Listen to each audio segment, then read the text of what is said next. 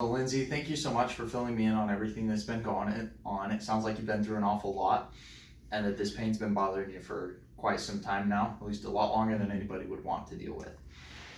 But I want to get a little bit, I want to learn a little bit about how you interpret pain, okay? Because how we think about and how we interpret pain says a lot about how the pain affects us. So if you were to define pain in just a sentence or two, how would you define it? As a problem with my body that hurts. Okay, sounds good. So that's a very normal and very real definition for pain, because that's how pain affects us. We notice pain and it's usually accompanied by something that has immediately happened to us. Like if you fall down and you hit your knee, you're gonna feel pain because you just hit your knee, right? Mm-hmm. But in your case, your neck hurts. Mm-hmm. Did you hit your neck or have anything happen to your neck today or yesterday? No, not recently, but the MRI showed degenerative discs. Yeah.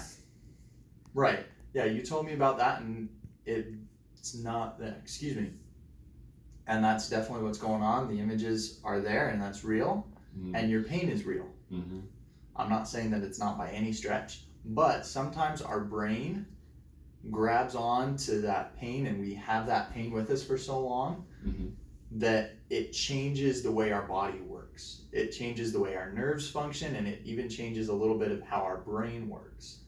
And so then that pain sticks around even after the problem that caused it is gone. Okay. And even though degenerative joint or disc disease doesn't necessarily heal, it's not always painful. If we were to go around and take an MRI of 25 people on the street, your age or older, a good percentage of them would have degenerative joint or discs, but they don't have pain. Okay. So it's an interesting phenomenon that goes on, and there's a lot of different ways to go about treating it. Mm-hmm. But the principle of it is taking these alarms, these pain signals that your body and your brain are receiving, and retraining them a little bit. It's like when your thermostat is way up high and your house is really hot. We have to kind of turn that thermometer down a little bit so it's not quite so hot all the time. That way when you're walking around your house, you don't get all sweaty and gross. That way it's nice and comfortable and easy to walk around and do things, right? Okay. Do you have any questions so far? You said that it doesn't heal, but do you think we can get rid of the pain? 100%. There are lots of treatments that we can do to help your body diminish that sensitiveness that your nerves have developed, and that'll bring your pain level down. Okay. All right, so there's a lot of different things we're gonna do. Some of it has to do with retraining our brain and helping some of those brain connections, those nerve connections work better in your brain. And some of them have to do with your body itself, okay?